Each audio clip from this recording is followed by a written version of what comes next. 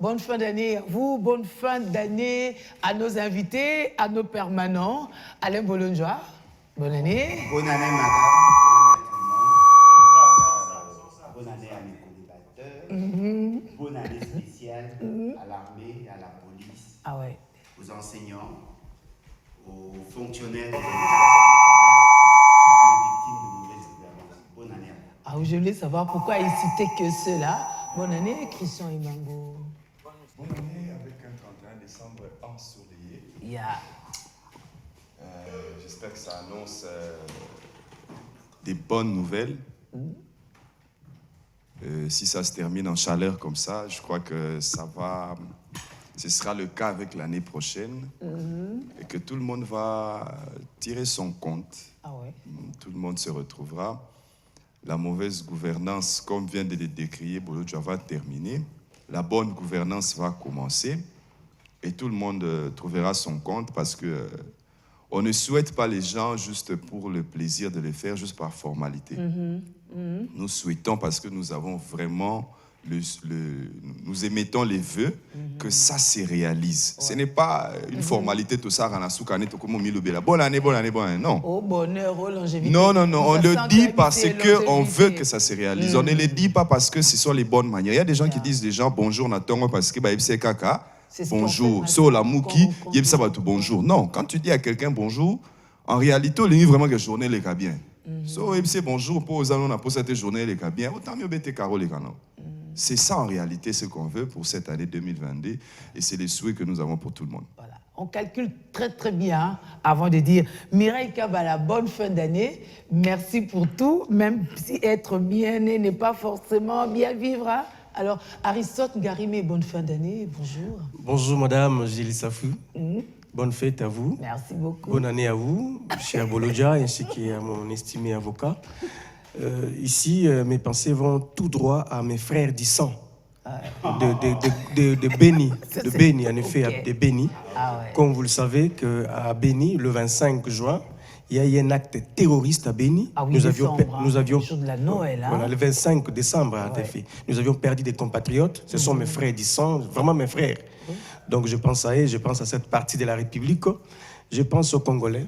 Je présente mes vœux le meilleur à mon camarade président du parti, de mon parti.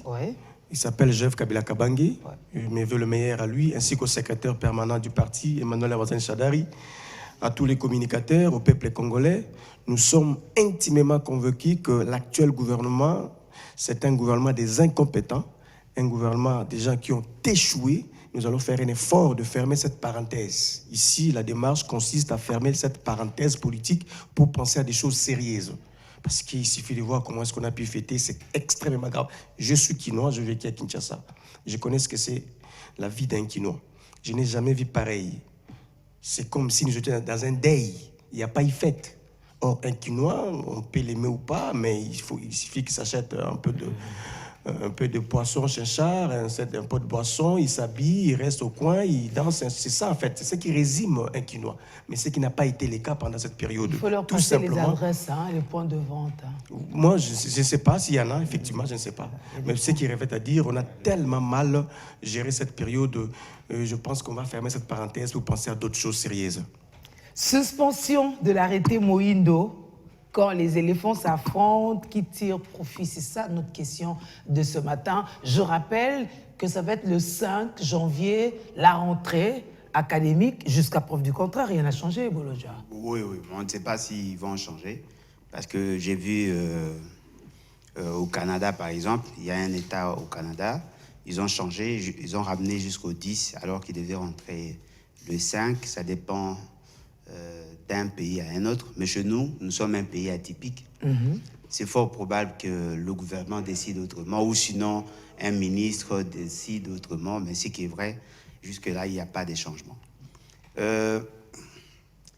C'est quoi, en fait, la volonté du constituant? En réalité, tous les ministres sont le chef de leur département. Voyez-vous, ce sont eux qui prennent certaines décisions relatives au fonctionnement de leur département. Mais il y a quand même une sorte de coordination au niveau gouvernemental. Parce qu'au regard de l'article 93 de la Constitution, le Premier ministre est le coordonnateur de l'action gouvernementale. Mais ce n'est pas lui qui doit mener des actions au niveau départemental. C'est ça, en fait, la volonté du Constitution.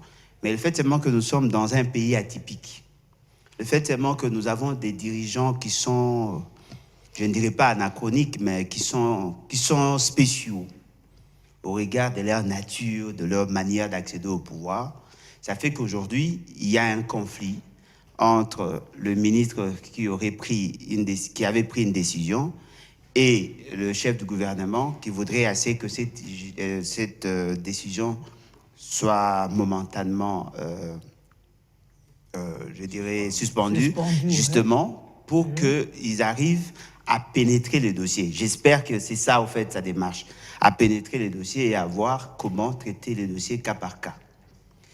Mais moi, personnellement, en tant que produit de l'université, je me pose la question, comment peut-on arriver à prendre une aussi grande décision sans pour autant informer au préalable le Premier ministre? Celle de la nomination et non du report, hein? Non, la nomination d'abord. Okay. C'est-à-dire les remplacements des membres du comité de gestion sans que le Premier ministre en soit informé. Parce qu'il y a d'autres implications. Parce que cette question serait alors au conditionnel. Est-ce qu'il n'a pas été informé réellement ou bien il y a eu... Non, mais effectivement, certainement qu'il a été informé. Certainement qu'il a été informé parce qu'il a toujours été ampliateur.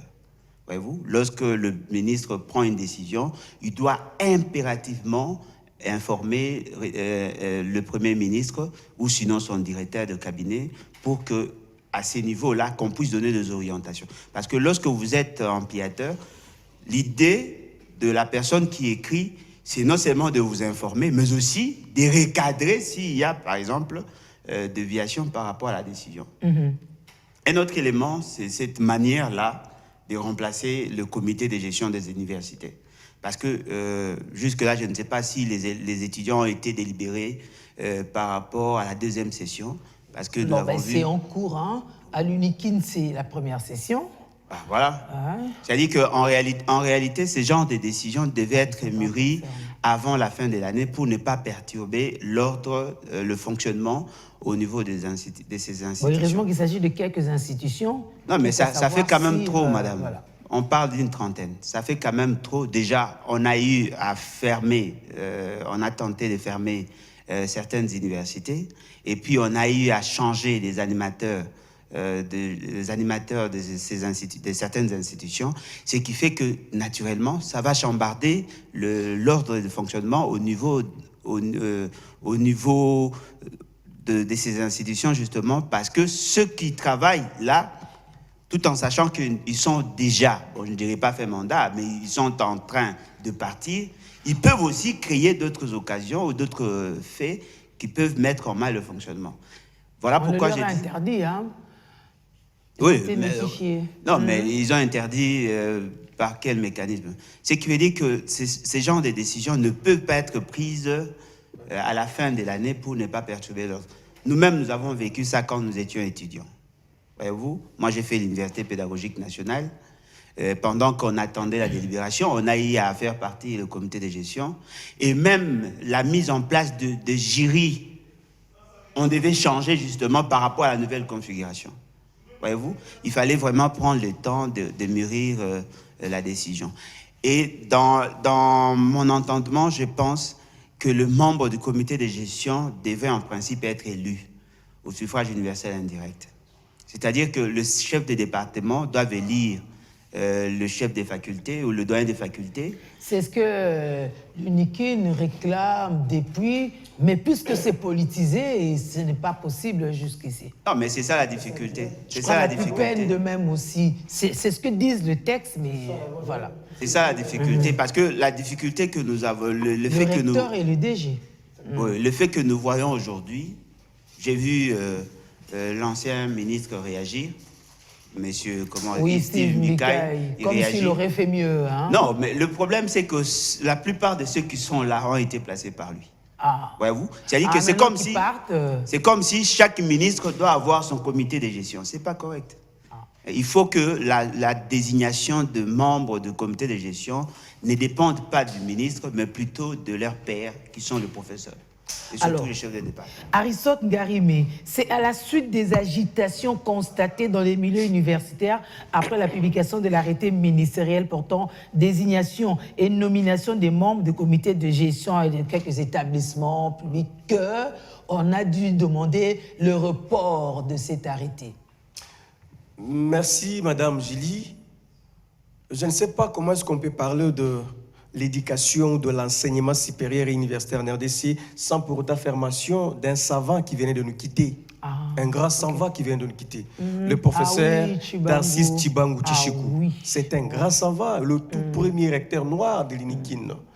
On n'en parle pas trop, en effet, des musiciens, justement, c'est ce que raison, on n'en parle pas trop. Parce qu'il ne savait pas chanter. Parce que Tshibangou ne savait pas chanter, il ne savait pas danser. Raison pour laquelle on ne fait pas mention de ces derniers. Alors que c'est un monsieur qui a beaucoup apporté. Je vais même lire ses recherches. Il est allé plus loin pour développer une thèse sur la philosophie africaine, la théologie africaine. C'est un grand, c'est un savant, président du conseil des administrations des universités. Ouais. Premier recteur noir de l'Ovanium. Fallait le faire. C'est quand même un grand monsieur, mais on n'en parle pas trop. Je souhaite même qu'on puisse organiser les émissions sur ces messieurs, son parcours, ce qu'il a pu apporter. Tout ce que... Donc c'est un grand homme. Ce que je voulais un peu rappeler. Je viens par rapport à la décision du ministre Moïndo Nzangue. Madame, il faut rappeler ici que c'était à la suite des états généraux tenus au mois de septembre à Lubumbashi que le ministre Moïndo Nzangue est revenu pour mettre en application. Il faut encore ici rappeler qu'il y a eu un conseil des ministres. Ces recommandations ont été validées au conseil des ministres. Quand on parle de conseil des ministres, c'est là on fait allusion au Premier ministre, même au Président de la République. Tous, ils sont au courant des recommandations. Le fameux LMD, je vous épargne des détails. Voilà, des recommandations ici, en effet, des états généraux qu'on a connus au mois de septembre. Le vrai problème ici, madame, c'est tout simplement quand vous prenez les différentes nominations de messieurs Moïno Nzangue, vous allez à profondeur pour examiner au cas par cas, vous allez vous rendre compte qu'il y a la fibre provinciale. Il y a le clientélisme. En tout cas, les administrateurs du budget notamment, ça fait 90% des Nandés. Mais c'est ça le vrai problème. C'est pas les Louba. Vous disiez que les Louba sont tribaliste. C'est toujours à condamner, madame. Le Congolais devient donc cette fibre provinciale qu'on retrouve dans des nominations, ça choque. Moi, j'ai dit, mais je prenais ce monsieur comme un grand monsieur, mais du coup, il paraît un petit monsieur. Mais vous vous réveillez très tard parce qu'il a presque fini. C'est quand même très grave. Alain Bolodja, vous prenez des nominations. Je vais vous donner la copie. Dans le comité de gestion, nous sommes Paloukou, ainsi de suite. Kakoulé. Non, ça choque la conscience. Même s'il est le responsable de son département. Parce que vous avez dit que le ministre, et c'est ça, c'est clair, la Constitution dit que le ministre est responsable de son département. Il applique la vision du gouvernement, le programme du gouvernement dans son département. Ça, c'est clair, c'est acté. Le coordonnateur ne regarde pas. Ça c'est acté. Mais maintenant, quand vous prenez une telle décision, ça dit qu'on se rend compte qu'il y a la fibre provinciale. Ça choque. Raison pour laquelle... Il y a un coordonnateur qui était censé avoir vu tout ça parce qu'on arrive à la fin. C'est à la fin qu'on se réveille. Ah, il faut encore se poser la question si le Premier ministre avait jeté un coup d'œil. Parce qu'on vous donne l'aval, madame. On vous fait confiance. On dit que madame, vous allez présenter votre mission, on vous fait confiance. Vous êtes responsable. On dit que madame, présentez votre mission. Mais les questions que vous formulez ici, le DG peut-être n'est pas au courant. Donc c'est ça, on dit que ministre, vous êtes responsable de votre secteur. Procédez à la mise en place. Et quand vous vous nommez, on sent vraiment c'est du népotisme, du clientélisme. Ça choque, ça va pas. Mais est-ce que vous avez que tout ça, il y a forcément des recommandations. Vous avez la facilité de dire que tel monsieur est ici de telles recommandations. Tel monsieur est tel monsieur. Exactement. Donc du coup, le sens même de la science n'y est plus. Donc, raison pour laquelle le ministre a levé l'option. Il dit que non, le Premier ministre a levé l'option. Écoutez, il faut un peu revoir ça. S'il y a moyen d'élaguer d'harmoniser, ainsi de suite. Ici, pas seulement d'avoir ces pouvoirs-là de nommer, c'est votre secteur, mais il faut aussi, c'est ça le vrai problème aujourd'hui. Donc on peut dire que le Premier ministre est revenu sur la décision parce qu'il était censé avoir vu.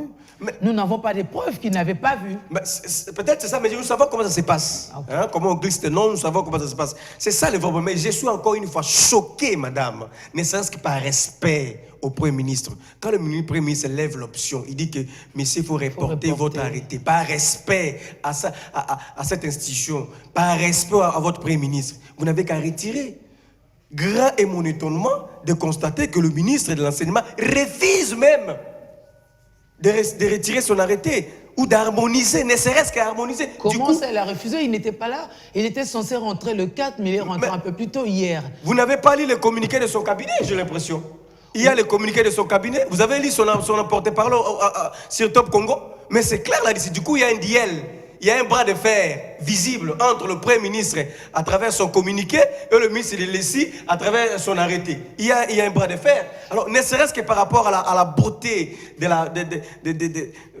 la chose publique, moi j'aurais souhaité que le ministre... Est-ce que la beauté de la chose publique ne réside pas aussi dans le respect de l'autorité? Parce que lorsque une autorité, oui, un ministre, c'est son département, il a quand même des compétences. Lorsqu'il prend comme ça des arrêtés et qu'à la fin, c'est le chef qui dit « passe pas comme ça », on ne le fragilise pas quelque part aussi. Le Premier ministre, c'est lui qui est le coordonnateur des actions du gouvernement. Mais il y a des faiblesses dans la coordination. Je le sais, je sais.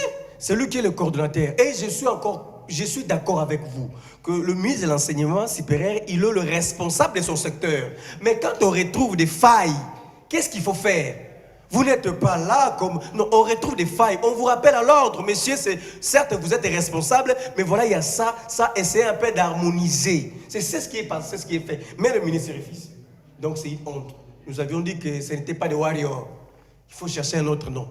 Des incompétents, des choses comme ça. Des essais-erreurs, tâtonnements. C'est quand même très grave. C'est une honte. Voilà. Christian Emango, je suis Premier ministre dans le contexte où nous sommes. Il y a l'arrêté du ministre. Je demande de reporter.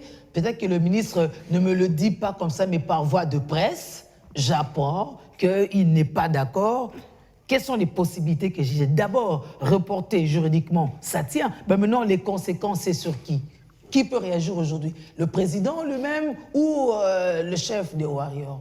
Ou que Moïndo se retire, comme c'est fait le cas avec l'actuel Premier ministre? Effectivement, on a pris l'aspect politique, mais il y a eu aussi quelques aspects juridiques qui se sont glissés dans l'analyse des aspects politiques.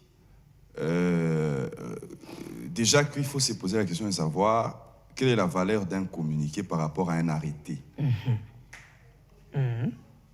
Est-ce qu'on peut concevoir, on peut admettre que le communiqué du Premier ministre, signé par une personnalité dont j'ai beaucoup de respect, le professeur Ngondankoy, oui, son directeur de cabinet, est-ce que ce communiqué-là a une valeur par rapport à un arrêté? Parce que normalement, en droit, lorsqu'on prend une décision administrative, l'autorité qui l'a prise peut la rapporter. Effectivement. Mais pendant ce temps-là, cette décision que cette autorité a prise accorde aux bénéficiaires ce qu'on appelle des droits acquis. J'espère que jusque-là, on a encore notifié à personne. Non, c'est déjà notifié. Ah, malheureusement. C'était notifié parce que... Malheureusement, parce que si vous notifiez, vous savez les conséquences, tout à fait. Justement, vous savez les conséquences quand le ministre dit, quand le Premier ministre dit, la décision est suspendue. C'est d'abord que je me pose vraiment la question de savoir si il est possible de suspendre une décision administrative par une autre autorité administrative. C'est le juge qui suspend une décision administrative. Mais est-ce qu'une autre autorité, politique soit-elle, peut suspendre une décision administrative? Le cordon. Mais est-ce qu'il en a le pouvoir? Parce qu'en droit, voilà ce qui est le principe du droit public, que la compétence est d'attribution. C'est-à-dire, même le président de la République ne peut pas retirer à une personne qui vient d'acheter sa parcelle son certificat d'enregistrement. Même le président de la République est incompétent. Et même s'il le fait aujourd'hui, dites au président de la République, je te laisse faire au Koleka, ngai certificat nanga ESA. Parce que la compétence est d'attribution. Vous n'avez pas ce pouvoir-là, vous ne le faites pas. Premier ministre que vous êtes. À moins qu'on me montre qu'il est possible de pouvoir suspendre une décision administrative par le Premier ministre. Mais je ne connais pas cette hypothèse-là. Ce que je sais, c'est que le Premier ministre aurait pu demander au ministre de l'ESU de rapporter sa décision. Mais là, il y allait y avoir encore un autre problème. Parce que ça accorde des droits acquis. C'est-à-dire que les gens que vous avez notifiés, ils ont déjà commencé à travailler. C'est-à-dire les mois là, vous devez les payer. Il faut les payer, hein, ben oui. Maintenant, vous voyez là où le Premier ministre s'est retrouvé l'impasse. Que s'il dit rapporter pendant que ça a déjà été notifié, il faut prendre en charge tous ces gens-là qui sont entrés, déjà en fonction. C'est la notification qui vous investit. Vous pouvez commencer à travailler. Il ne reste plus que la remise et reprise. Mais déjà, dès qu'on notifie, même celui qui était là ne fait même plus l'intérim. Mais nous, on a dit à celui qui était là d'assurer quand même les affaires courantes. Justement. Parce qu'on dit suspension de recrutement, c'est ça qui est... C'est le désordre. C'est ça qui est... interdiction d'engagement et tout ça. Ça veut dire qu'il assure quand même encore les affaires courantes. C'est ça qui va être compliqué. Ça veut dire que le Premier ministre aurait d'autorité, dit à son ministre, c'est vrai que ça va demander, ça va... créer encore, je dirais, ça va faire en sorte que l'État puisse encore dépenser, mais c'est pareil que ceux qui étaient là. Parce que même ceux qui étaient là, on allait continuer à les payer. Donc ça entraîne des conséquences juridiques telles que je vois difficile, et surtout que c'est un arrêté sur des nominations. À ce niveau-là, je vois difficile que cet arrêté-là soit passé sans que le gouvernement l'ait examiné au préalable. Parce que c'est la seule condition qui aurait pu faire que cet arrêté-là, au regard des droits acquis que ça allait accorder aux personnes bénéficiaires, ces droits-là allaient être remis en cause. Parce qu'il y a eu... Oui, s'il y a fraude, voilà, s'il y a eu fraude dans la procédure, c'est en ces moments-là que vous pouvez demander les rapports et même les bénéficiaires. On ne sait pas si la fraude là existé, mais je vois, en tout cas, je trouve ça très hypothétique qu'un tel arrêté puisse passer sans que le gouvernement l'ait passé au peigne fin. Non, parce que nous, on nous a dit que c'est parce qu'il y a eu agitation. Prenons les mots. Alors, mais l'agitation, vous savez, on a dit ici. Lesquels on n'a pas précisé. Machi Amoumenou, Uko, Damuyango, Bozamakila Nanga. Ce sont des expressions familières que nous allons maintenant commencer à nous habituer, sans que ça pose problème. Mais vous savez que, est-ce que c'est un problème de pouvoir nommer des personnalités dont vous êtes originaire de la même province, par exemple, du point de vue légal? Du point de vue légal, ce n'est pas un problème. J'ai dit du point de vue légal. Est-ce que la loi a interdit ça? Non, c'est peut-être des Si la loi n'a pas interdit, du point de vue légal, ça ne pose aucun problème. Mais nous avons quand même un principe que nous devons commencer à appliquer. Nous, on voulait que et ce principe-là, je pense qu'il est même constitutionnel. Que ce n'est pas seulement le gouvernement, ce n'est pas seulement au gouvernement qu'on doit tenir compte lors des nominations, ce n'est pas seulement au gouvernement qu'on doit dire il faut respecter la représentation nationale. Non, ce n'est pas seulement le gouvernement. Il faut que ça soit appliqué partout. Moi, je pense que si le Premier ministre ou quelques personnes qui ont été préjudiciées par cet arrêté-là estiment que quand vous regardez l'arrêté, ils étaient compétents et qu'ils pouvaient être nommés à ces postes-là. Mais le Premier ministre, le ministre de l'ESU ne l'a pas fait. Je pense que ça peut faire réfléchir la Cour constitutionnelle pour pouvoir annuler cet acte réglementaire-là.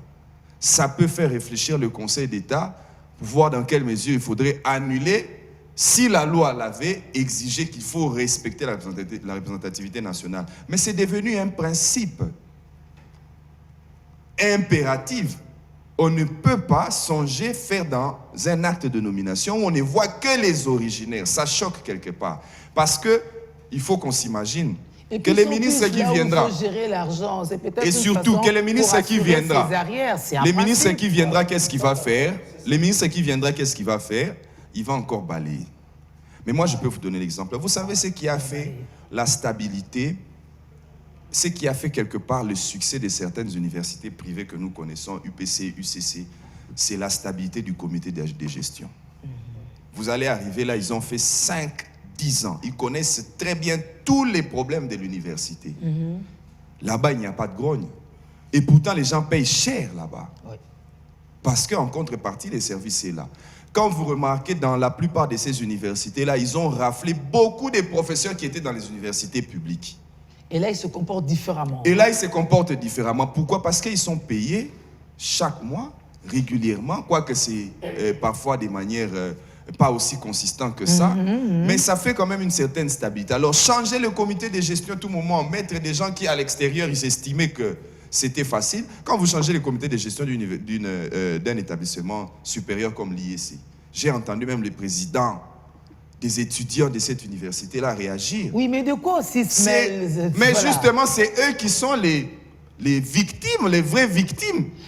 Vous changez le comité de gestion de l'IEC. Ce n'est pas mauvais de changer. Vous changez le comité de gestion de l'IEC. Je vais parler de l'IEC Kinshasa ici. Vous changez le comité de gestion de ESAU, de l'IBTP. Quand vous entrez aujourd'hui dans ces établissements-là, vous avez l'impression que vous n'êtes pas dans un établissement public du Congo. Je le dis honnêtement. Quand vous entrez à l'UNIKIN, vous savez que vous êtes à l'UNIKIN. Mais c'est le comité de gestion qui a fait quelque chose. Il y a un bistrot à l'IEC. Ça manque à l'UNIKIN. Mais ce n'est pas l'État qui a fait quelque chose, c'est le comité de gestion qui est là. C'est une question de management. Et il faut laisser il faut être comme en Angleterre. Vous mettez un coach, c'est lui qui fait tout. Il prend ses joueurs, il fait... qui se pérennise. S'il travaille mal, vous le changez. Il faut poser la question. Les modifications, les changements qu'on a faits, c'est pour quel intérêt? Oui, mais qui est derrière? C'est ça, Pascal Kambala, bienvenue. Merci Ici, beaucoup. il s'agit, qu'on se le dise aussi, d'une bataille entre les politiques. C'est là le vrai problème. Parce que c'est bien de citer l'IEC, par exemple. OK, on peut voir que ça se passe plutôt bien. Mais celui qui est là, il est là par la volonté de qui maintenant pense que l'heure est aussi venue pour que lui aussi puisse placer et tout ça. C'est ça, c'est cette politisation qui justement détruit aussi les choses. C'est qu'en fait, il faudra tout d'abord reconnaître une chose, que le Premier ministre a agi pour recadrer les choses. Parce que moi, j'ai des informations qu'il y a eu des agitations. Ici à l'UPEN, non le de B1, je sais qu'il y a eu des agitations. Après, il y a vraiment calmie, on oui, peut le parce dire. Que le 27, il fallait pas. Attendez, et puis ils se sont ressaisis parce que les textes ne disent pas. Non, l'Assemblée générale. On ne peut pas nommer n'importe qui ou tant qu'on est des issues.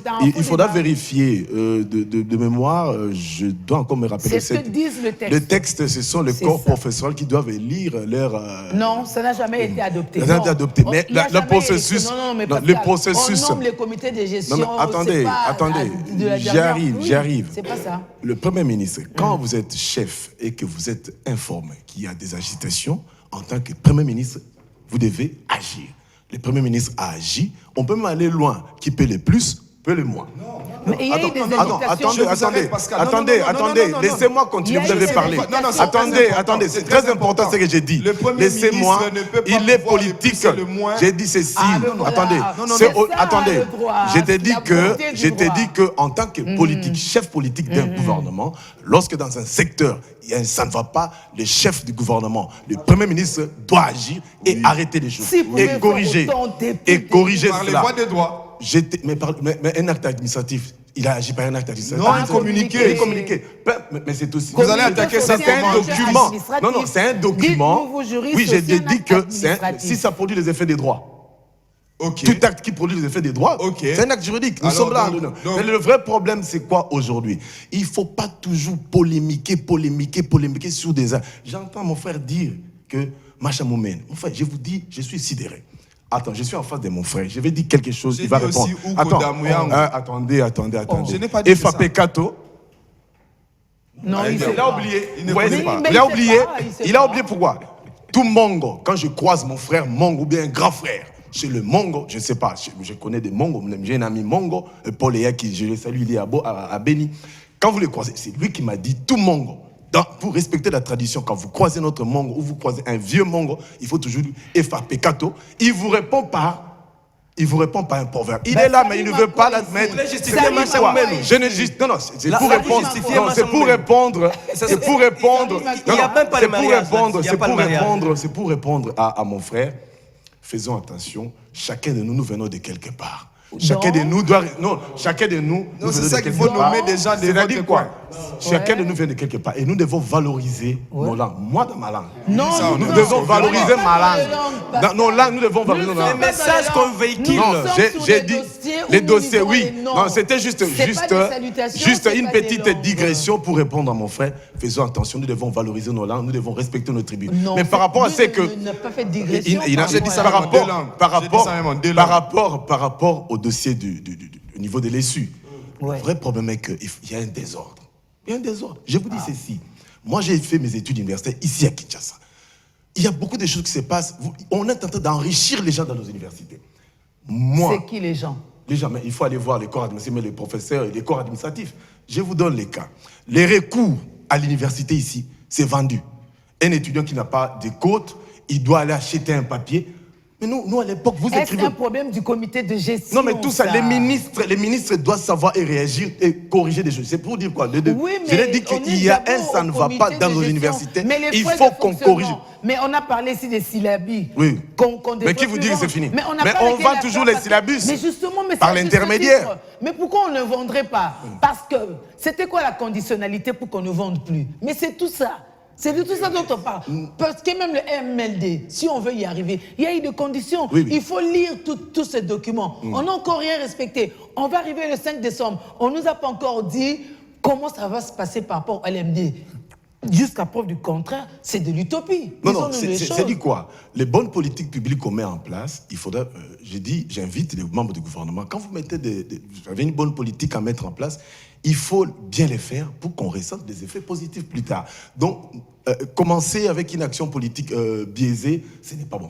Ce que vous dites là, vous avez raison. Donc, je répète, et que dans nos universités, ça ne sert à rien de placer les politiques. Il faut placer des gens qui maîtrisent bien les circuits universitaires, les circuits académiques. Et parce que quand vous circulez, on circule beaucoup dans nos universités. Ça ne va pas. Il n'y a pas seulement cette histoire de suspendre le comité de gestion.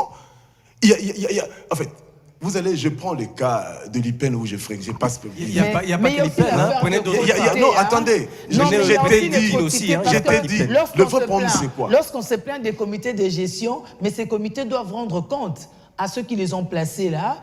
Il y a cette affaire de quotité et tout. Donc, ne leur demandez pas trop. Eux aussi doivent vivre. On nous a rappelé, on nous a scié les codes pendant le moment de la pause pour rappeler qu'après 5 ans d'exercice, normalement, un membre de comité de gestion ne peut qu'y quitter pour aller aussi voir ailleurs, si possible. Mais sinon, il faut que cette rotation-là soit assurée tant que les élections de ces membres du comité de gestion ne sont toujours pas assurées parce que, bon, c'est la volonté politique. Mais on nous rappelle qu'il y a des bandes, c'est comme ça que ceux qui appellent qualifient, il y a des bandes de DG et des recteurs constitués essentiellement des tribus. On parle beaucoup plus du Kassai et de l'Est. Donc, je voudrais que Pascal réagisse. Vous savez, la vérité, il faut apporter les évidences. Par exemple, moi, Pascal Bamanaï Kambala, je suis du Kassai central, territoire d'Endemba. Clair. Si je commence à vous poser des questions, citez-moi tous les recteurs nommés et leurs provinces d'origine. Il ne faut pas fantasmer sur des choses. Il faudra voir la liste des personnes. Oui, on ne peut que commenter, Pascal, expliquer. Faites, oui, mais non, mais il n'y en a pas ici. Donc moi, je ne peux pas dire qu'on a nommé, parce que je n'ai pas la liste de tous ces gens-là. C'est-à-dire que vous, non, mais tu n'en as pas sur place. Il faut pas. Vous savez, nous sommes devant la télévision. Il faut qu'il y ait des évidences. Citez-moi le nom des gens, la majorité des gens, et donnez-les en province. On ne peut pas. Vous savez quoi? Quel est le mal dans la gestion de la chose publique? Cherchez toujours à tribaliser les choses. Cherchez toujours. Vous savez quoi? Le Congo a tribalisé les choses. Oui, c'est ça le mal. Il ne faut pas. Vous savez quoi? Le vrai problème, lorsqu'il y a quelqu'un qui est compétent, si c'est ton frère, si je le nomme, alors que moi et toi, nous sommes des amis. Mais pourquoi il y a que ton frère qui est compétent? Non, c'est ton frère. Lui, il est de base où il est. Si je le nomme, alors que nous sommes des amis, on va dire que c'est le tribalisme. Il y a eu acquaintance. Je vais te poser ça. Ton frère est compétent, ok. Mais le frère des autres, Je ne dis pas mon frère, je dis mon frère qui est en face. C'est un exemple. Mon frère qui est en face. Non. Oui, mon frère qui est en face. Le problème ici, c'est les frères de sang. Il y a plus de frères de sang qui sont compétents. Non, ce n'est pas ça. Ce n'est pas ça le problème. La gestion de la République n'est pas tribale. La gestion de la République, c'est au niveau des compétences. Moi, je parle par rapport aux principes qui gouvernent la nation. On ne gère pas un pays par rapport aux tribus. On ne gère pas un pays par rapport aux provinces. On gère un pays par rapport aux politiques publiques, par rapport à la vision, par rapport aux compétences. Parce que si je trouve que... Attendez, pourquoi pas Julie, pourquoi pas vous à la tête de la RTNC? Pourquoi pas vous à la tête de la RTNC? Parce que vous maîtrisez votre boulot. Non, c'est par rapport à votre compétence. C'est cela, c'est que nous devons. Si j'arrive à la tête de la RTNC et que je ne prête que mes soeurs et mes frères, ça peut pas... Là, ça frise. Ça frise. C'est ça la question qui est posée. Maintenant, c'est pourquoi j'ai dit, il faut parler, commenter, il faut commenter par rapport aux évidences. Donc, moi, je n'ai pas la liste pour dire que c'est l'IPN. Non, ils n'ont pas ça sur place ici. Ils n'ont pas ça sur place. Non, tu n'as pas fait les travaux, mon cher. C'est politique, on connaît, non? Non, publiez-moi. Tu me convaincs, tu vas publier la liste avec les provinces, projets et territoires. Ça va être quoi la suite maintenant? Alain Bolonja, que va être la suite maintenant? Et par moment, quand je le suis, ça me fait pitié. Parce qu'il cherche. Mais Bolonja, j'étais incapable de répondre en Mongo. Non, il n'a pas pu. C'est un retraité de là. Il a le condo et FAP4. Ah, il s'est amendé. Mais toi, tu par FAP4. Non, mais tu donnes la réponse, il te donne la question. Voilà. Il donne en partie la réplique. L'adage, il veut assez que je réagisse. Ouais. Non, mais attendez, je vais peut-être vous aider. Bon, pas vous aider. Je vais peut-être vous aider à comprendre la philosophie de la société congolaise aujourd'hui, après 2006.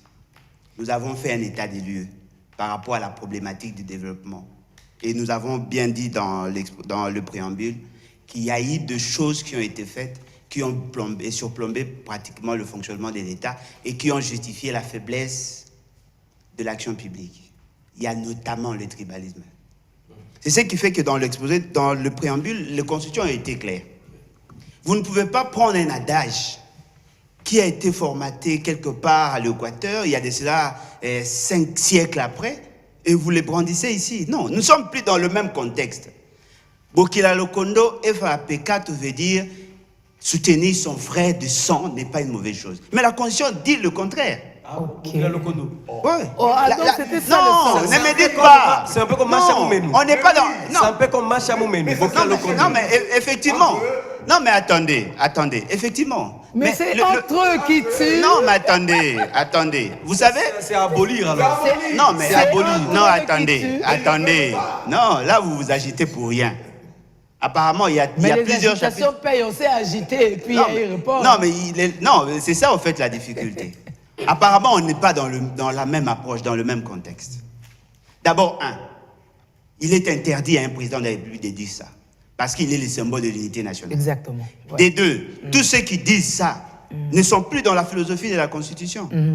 Parce que ce que nous disions avant, ça pouvait s'expliquer par le fait que la Constitution n'avait pas interdit. Mais la Constitution en a fait quelque chose de prohibé. Il suffit seulement de lire l'exposé, le préambule de la Constitution pour vous en rendre compte.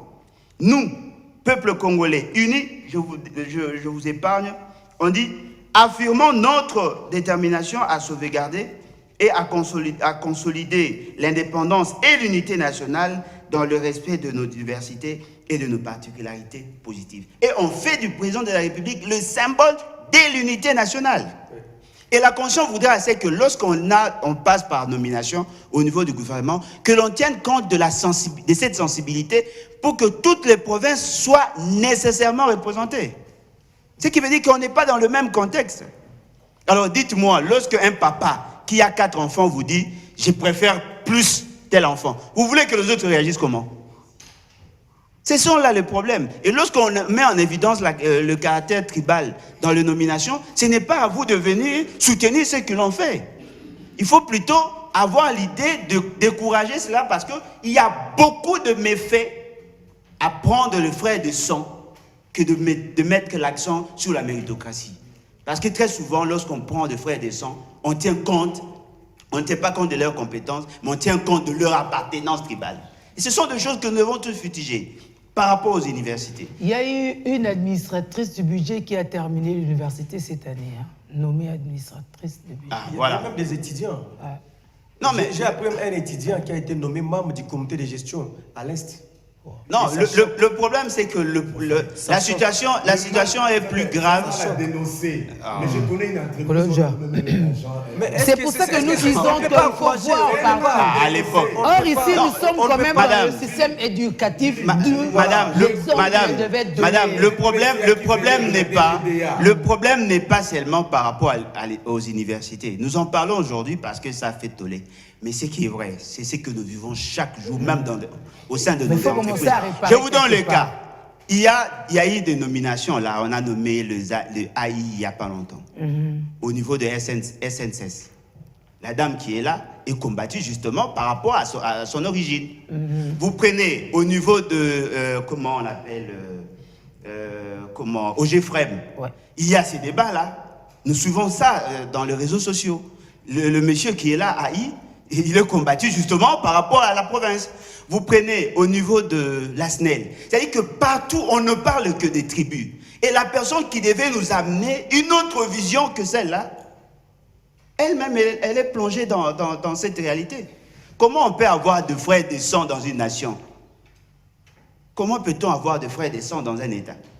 Et lorsqu'on vous reconnaît le statut d'être le chef de l'État, vous êtes supposé transcender ces limites-là. Ce sont là les réalités. Et le problème de nomination, j'ai dit, les recteurs ne doivent pas être nommés. Ils doivent être élus par le doyen des facultés. Ça va échapper à la tutelle. Deuxièmement, les abbés ne doivent pas être nommés tels qu'on les fait. Ils seront nommés certainement.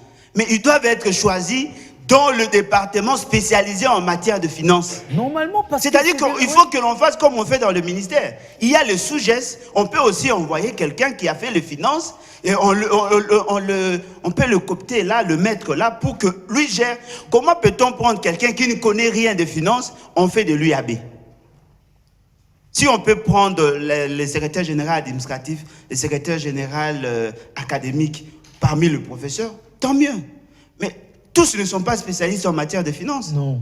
Alors pourquoi on doit rester dans cette philosophie-là? Il faut apporter un nouveau paradigme, que nous arrivions effectivement à résoudre le problème. Parce que la difficulté, c'est quoi? Le rôle de l'université dans le processus de développement est connu de tout le monde.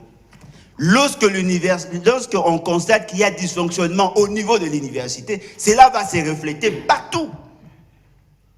Nous avons vu que lorsque nous étions étudiants, on établissait des listes par province pour aller apporter, à donner aux professeurs.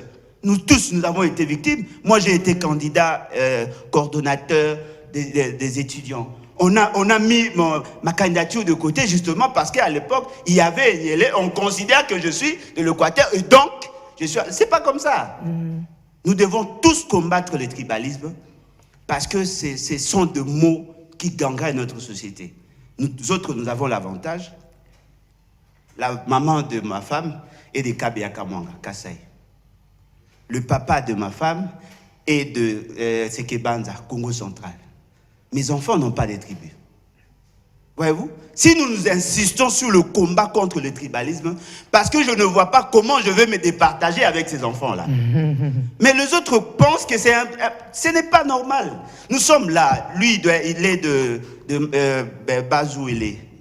Je ne sais même pas s'il est de quel point. C'est difficile même de savoir. Notre ami est du Kassai. Mais ce qui nous a amenés ici, c'est le débat d'idées. Alors pourquoi M. Félix Tshisekedi ne peut pas s'investir pour combattre cette réalité? Pourquoi ces fameux ministres ne peuvent pas combattre cette réalité? Parce que nous, qui sommes en dehors des systèmes, nous ne voyons que le blocage. Vous nommez des gens par rapport à votre appartenance tribale, et au finish, il n'y a pas de résultat. Je peux défier quiconque. Ces nominations n'ont rien à voir avec le souci de résoudre le problème des universités. C'est une manière pour eux de caser les leurs. Et ce n'est pas normal. C'est cyclique, ça. Faites ça dans vos partis politiques, on peut supporter, pas à l'université, le milieu par excellence. Là où on forme les génies, là où on forme les savants. Vous nous amenez la pourriture. Ce sont là des réalités. je dis, c'est vrai que le Premier ministre a par moments outrepassé ses compétences. Il a failli par le fait qu'il pouvait aussi anticiper pour que nous ne connaissions pas ces désordres. Il pouvait anticiper pour ne pas retomber dans ça. Le fait seulement que le ministre a pris un mauvais arrêté. Ce qui reste à faire, c'est d'harmoniser au niveau du gouvernement pour que les étudiants n'en soient pas les responsables. J'en connais quelque chose. Mais que font les autres services? Parce que lorsqu'on gouverne, on a quand même des renseignements. Est-ce qu'on n'a pas des banques de données ici au Congo pour avoir les profils des gens? Ça, c'est assez récurrent. On nomme un voyou. Tout le monde sait qu'il est voyou, mais apparemment, les renseignements ne savent pas qu'il est voyou. Voilà, c'est aussi le rôle des renseignements. Parce que les services des renseignements n'est pas là que pour traquer. Mais il faut aller vers. Pour traquer les Bolodja, traquer les opposants. Non, mais il faut aller vers. Traquer les renseignements qui viennent vers. Proposer des Congolais dignes de servir la République. Pour dire au chef de l'État, tel messier est bon, tel messier n'est pas bon. Oui, mais les services des renseignements, c'est là aussi. Si aussi les renseignements les apprennent déjà par voie des ondes, qu'est-ce qu'ils font? Non, je ne sais pas, mais sur le plan de principe, mais le service des renseignements est là aussi pour proposer des citoyens dignes de servir la République. Un enfant qui a un cursus, c'est inégalable ou soit particulier à l'université, on peut dire que tel étudiant, une fois qu'il va terminer, il peut être utile à la République. On peut déjà voir comment préparer ces derniers pour être... Mais ce n'est pas cela pour traquer les opposants. J'ai l'impression que le service des renseignements existe beaucoup plus pour traquer les opposants. Juste une question de curiosité, madame. Le ministre actuel a quelle adresse scientifique? Il est de quelle faculté? Il a quel titre? Non, là c'est une fonction politique, ça n'a rien à voir avec... Ah non, vous ne pouvez pas prendre... Non, je ne sais pas. Je pensais qu'il était... C'est pas moi, je ne suis pas de son cabinet. Non, on doit savoir, parce que s'il n'est pas universitaire, on peut comprendre. Mais je crois qu'il l'est. Je crois qu'il est universitaire. À ma connaissance, il est licencié, au moins un minimum licencié. Il est licencié. À ma connaissance, il l'est. À ma connaissance, il est licencié. Madame, à ma connaissance, vous savez, un ministre. Il faudra taire. Non, il faudra, mon frère, dans la construction d'une nation, d'un État, il faudra taire. Vous savez, c'est honteux. Vous savez, il y a un élément, j'ai salué le professeur Guy Robert Silou qui nous suit. Vous savez, il est venu de la France, un Congolais, il est professeur de l'autre côté. Il vient ici, il dit, Pascal, qu'est-ce qui se passe chez vous? Quand on suit les débats, tout le monde veut vous dire, j'ai la licence, un doctorat. Non, mais attendez, à un certain niveau, c'est ça, non? À un certain niveau, il faut avoir un diplôme. Oui, il faut aussi avoir un diplôme. Oui, mais c'est ça, non? C'est ça le vrai problème. Franchement. Donc, quand, vous savez quoi? C'est l'enseignement supérieur et universitaire. Écoutez, je vais te dire une chose. Le minimum. Non, attendez, il y a une chose qu'il faudrait, ne vous me comprendre. Oui, mais Pascal, épingler un élément. Cet esprit-là congolais à tout moment, on a Tanguibou. Vous voyez? Non, ce n'était pas là. Alors que le résultat, beaucoup les intellectuels ont occupé des postes au Congo. Quel est le résultat aujourd'hui? Pascal, ici nous sommes dans l'université. C'est-à-dire quoi? Misons-nous par rapport aux compétences. Non. Pascal. Mais les compétences, le diplôme est une présomption des compétences. C'est ça le problème. Le diplôme est une présomption. Moi je pense aux compétences. Il faut compétences à l'expertise. Il faut en avoir. Et puis c'est le secteur de l'enseignement supérieur et universitaire. C'est bon. On ne vient pas tâtonner. Mais dans la gestion de la République, il faudra penser à la compétence. Ça suppose qu'on a une vision cohérente. Gary, mais allez-y pour retirer votre minimum, il faut avoir. D'abord, je suis très mal à l'aise quand on parle de phrases du genre Bokula Lokondo, Efapekando, Massamoumenu, ainsi de suite. Ça ne devrait pas se répéter plusieurs fois. Les enfants vont retenir. Je suis très mal à l'aise, madame. Je propose même que vous puissiez réaliser une émission sur comment combattre le tribalisme. Oui, j'ai une réponse.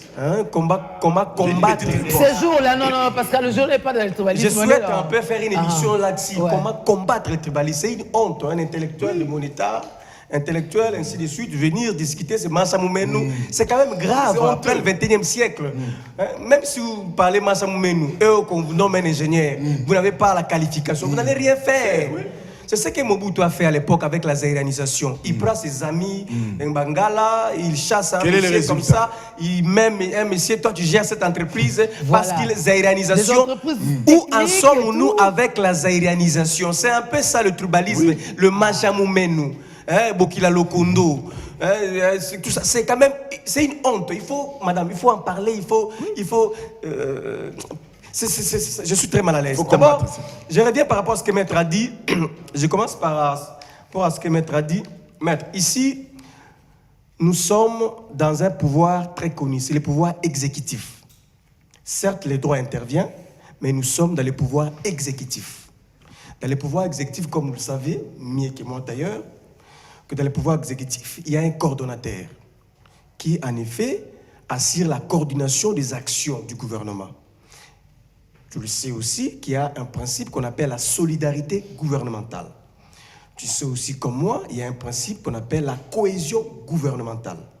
Donc il y a des principes qui gouvernent les actions de ces pouvoirs. L'État a mis beaucoup de moyens pour ces formations-là encore récemment. Voilà, ce qui revient à dire, même si le ministre est responsable de son secteur, ce n'est pas en vain qu'on demande à un ministre de présenter son projet de l'arrêté au Conseil de ministres, d'en discuter, de faire comprendre ce qu'il veut faire.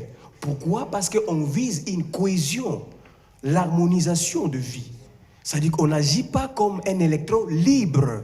Je suis un électron libre, je prends une action, comme c'est déjà un arrêté, on ne peut pas attaquer et ça va comme ça. Non, vous n'êtes pas un électron libre. Vous faites partie d'un corps. Raison pour laquelle le Premier ministre, comme l'a dit, le Premier ministre peut aussi se sentir touché par cette action. Il vous interpelle pour dire que certes, vous êtes responsable. Et pardonnez-nous un peu, je ne dirais pas du juridisme, je ne dirais pas du juridisme, mais nous sommes dans le pouvoir exécutif. Le Premier ministre peut dire, vous êtes dans vos droits. Cependant, ça laisse la cohésion gouvernementale. Pas in fine, qui va endosser cette responsabilité? Le bilan, ça sera collégial. On ne va pas seulement taxer le ministre Mouindo, on dira que c'est le gouvernement Sama Lukonde. C'est à ce moment-là que le ministre il s'est senti touché, il a pondu un communiqué. D'abord de un. Et de madame. Interpellé au niveau de l'émission touche à sa fin, ne prenez pas toute la parole. Et puis encore une fois, madame, là où moi je sens comme une rébellion, l'insubordination. Quand un Premier ministre vous conseille, il fait un communiqué, vous continuez à persister, à insister, à vous défendre. Ça, c'est une rébellion. Vous êtes dans une cohésion, dans un corps. Vous voulez nous amener, non, c'est le droit, moi, c'est l'arrêté, moi, il faut aller à coup de cassation. Mais, monsieur, nous sommes dans un corps, monsieur le ministre. Il faut un peu surseoir votre arrêté. Privilégier la cohésion. Encore, le plus important encore ici, c'est quoi? Le plus important, maître. Ce n'est pas en vain qu'on a pondu ces communiqués, ce n'est pas en vain. C'est parce qu'on a trouvé des irrégularités. Notamment, vous avez me dit ça ici, quand je parle de la fibre provinciale, ça choque la fibre provinciale. Cher Pascal, il y a des gens qui ont travaillé là-dessus. Ils se sont rendus compte qu'il y a beaucoup plus de gens d'une seule zone connue. Raison pour laquelle il y a des agitations. Ce n'est pas en vain. Je veux renchérir là pour le tribalisme des nominations, ça a choqué le monde des savants, le monde scientifique. Voilà, la question. Donc nous condamnons totalement. Voilà, Le tribalisme, il faut condamner. Il faut condamner. Je renchéris pour que Mango conclue. Ici, de la province du Kasaï central, nous avons assisté à des nominations politiques. Il y a un institut supérieur qui est dirigé par les membres d'une même famille, tous les comités de gestion. D'autres membres du comité n'étaient même pas au terme de leur mandat. Le cas de Lisder Chimbaji à Kananga. Est-ce que Pascal entend ça? Voilà, à Kananga. Ben, c'est votre téléspectateur Faustin Ngalamouloumé. Merci Faustin. Nous ne sommes pas en train de nous contredire. Mais il ne faut pas... ceux qui nous ont enseigné les droits et nous autres qui les retransmettons à d'autres, nous ne sommes pas idiots. Quand vous dites « je suspends », ça veut dire quoi? Que ceux qui étaient nommés sont toujours là. Nous avons eu une jurisprudence avec l'actuel régime. Lorsqu'un ministre avait transmis un communiqué, une correspondance au gouvernement, sans que le gouvernement l'ait donné l'aval, qu'est-ce qu'on avait fait de ces ministres-là? On lui a dit « tu ne participes plus au Conseil des ministres ». Il a été sanctionné jusqu'à être suspendu. Lorsque le premier et de surcroît, il était ministre de la Justice, vice-premier ministre de la Justice. Aujourd'hui, je vois un premier ministre qui dit à son ministre, ton arrêté que tu avais pris, je le suspends. Pendant ce temps, c'est cet arrêté-là, encore jusqu'à preuve du contraire, qui est l'acte valable. Parce que ça veut dire que les gens là que vous avez dit, je le suspends, on leur a notifié. Donc, au Babengara, les chiens aboient, la caravane fait quoi? Ça passe. Nous sommes en train de crier, il y a des agitations. Pendant ce temps-là, les gens, on est en train de faire quoi? On les place. Moi, je pense que les premiers ministres d'autorité devaient prendre des sanctions à l'égard du ministre. Vous ne prenez plus les arrêtés. Je suis mal à l'aise, alors je laisse faire. Vous savez, Aristote, je termine. Moi, je n'ai plus beaucoup de temps.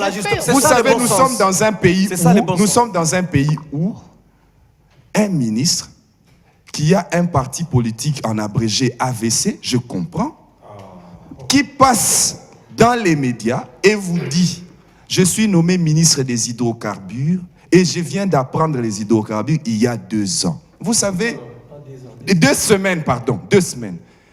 J'ai voulu moi aussi aller quelque part, VVF, l'organisation de... Comment ça, c'est une ONG de l'environnement. Attendez, c'est une ONG de l'environnement. Je maîtrise le droit de l'environnement. J'en ai fait beaucoup des points à l'université là-bas, sans fausse modestie. Mais je vais faire un test à VVF sur l'environnement. Vous faites le test, ils vous voient, vous êtes compétent sur tout. Ils regardent, ils ont demandé, parce que ils regardent, ils disent, parmi les conditions, vous devez avoir un diplôme en foresterie. Et si vous avez foresterie, Nakatana juste pour ça. Foresterie. Mais est-ce que je n'avais pas l'expérience? Est-ce que je n'ai pas déjà travaillé dans les questions environnementales? J'ai travaillé là-dedans pendant plusieurs années. J'avais les compétences. Mais puisque je n'avais pas seulement un diplôme en foresterie, on m'a écarté. Vous n'avez pas de diplôme. Quittez. Vous n'avez pas de diplôme, vous voulez ministre enseignement supérieur. Après enseignement supérieur, et Zanzambi. Et là, on me sous des après. Yosa, ma compétence, on a été, oui, ministre enseignement supérieur. Vous allez foutre le bordel là-bas, vous nommez les gens de la famille et tout ça. Après, vous partez. Est-ce que le ministre est en train de réfléchir qu'il est député? Il aura quel bilan quand il va revenir devant ça? Ministère, au moi, j'ai été étonné. Je ne le dénigre pas. Je ne dénigre personne. Mais quand je n'ai pas les compétences, je quitte moi-même. Pendant qu'à sonité. Quand vous n'avez pas les compétences, ne dites pas, oh, et pas la mission, c'est un diplôme. Et pas la mission, c'est un diplôme parce que bateau, il a un diplôme, vous ne tombez pas comme un cheveu dans la soupe comme ça. Et puis on vous nomme. C'est une présomption, il faut en avoir. Non, vous ne pouvez pas être ministre des hydrocarbures. Là où est-ce qu'il y a 5 ans à l'université. Yolobi, on m'a appris quelques 2-3 expressions en 2 semaines. Vous pouvez retenir 2 expressions, il y a hydrocarbures en 2 semaines. Ce sont des secteurs qui sont hautement techniques.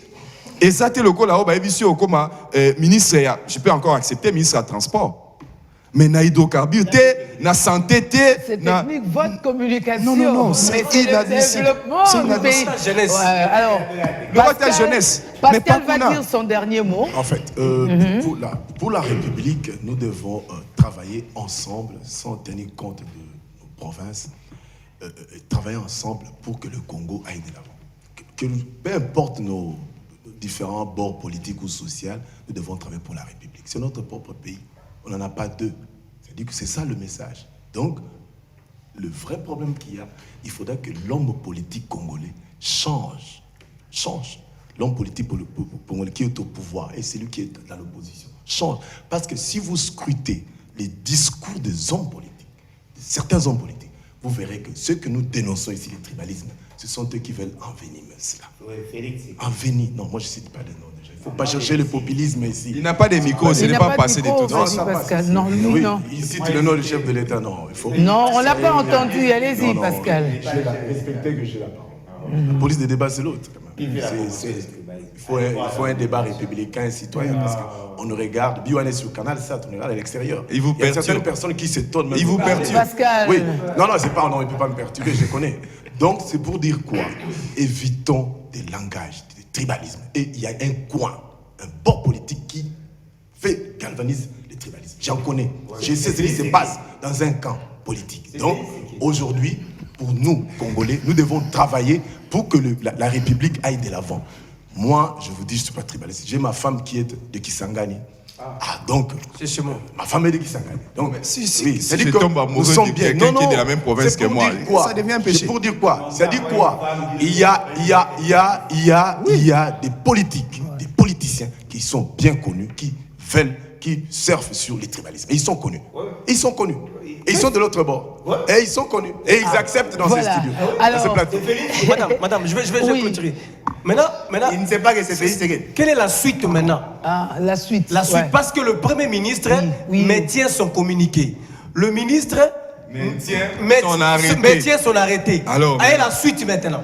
Apparemment, la politique va leur porter. C'est vous qui disiez. Non, justement, maître, je ne pense pas si vous étiez le conseiller juridique de Moïse Nozang, vous avez lui d'aller à la Cour de cassation. Non. Non, il ne représente pas le gouvernement. Il n'a pas de personnalité juridique là-bas. Il n'a qu'à retirer son arrêté. Sur le plan de droit, il n'a qu'à retirer. c'est si simple, on ne peut pas débattre. Lorsqu'on suspend, vous ne pouvez pas agir. C'est les communiqués. On suspend. Non, suspendez quoi? Attendez, on suspend les communiqués. Vous suspendez. Vous ne pouvez pas. On n'a pas suspendu. On suspend les comités de gestion. Okay. C'est-à-dire quoi? N'exercez pas vos fonctions. Mais vous croyez que s'il n'y a pas un recteur, il n'y a pas de services là qui peuvent fonctionner à l'université? Non, à l'université. On avait suspendu la nomination du bourgmestre de. On avait suspendu la nomination du bourgmestre de. Il n'a qu'à retirer. De comment? Par respect, ne serait-ce qu'il n'a qu'à retirer. La commune rurale de la rébellion. Oui, mais il a continué à travailler. Le fait seulement qu'on a la notification, on est en pleine fonction. Voilà, des comités de gestion, mais on en a deux. C'est ça les ordres. Il n'y a pas une remise de reprise. Il n'y a pas une remise de reprise. On a des comités de gestion maintenant. Et c'est quand même très grave. Heureusement, pour conclure, que le ministre est de retour, il devra voir le premier des Warriors pour en discuter, et on espère que ça ne va pas être le cadeau de Nouvel An, et que aussi les profils qu'on va nous présenter sera bien scruté ou seront bien scrutés par aussi les renseignements, parce qu'il faut qu'on ait un bon travail pour pouvoir faire le travail. C'est sous cette note-là d'espoir, n'est-ce pas, qu'on va se dire bonne fin d'année, n'est-ce pas? On se retrouve l'année prochaine, hein, voilà, et au revoir.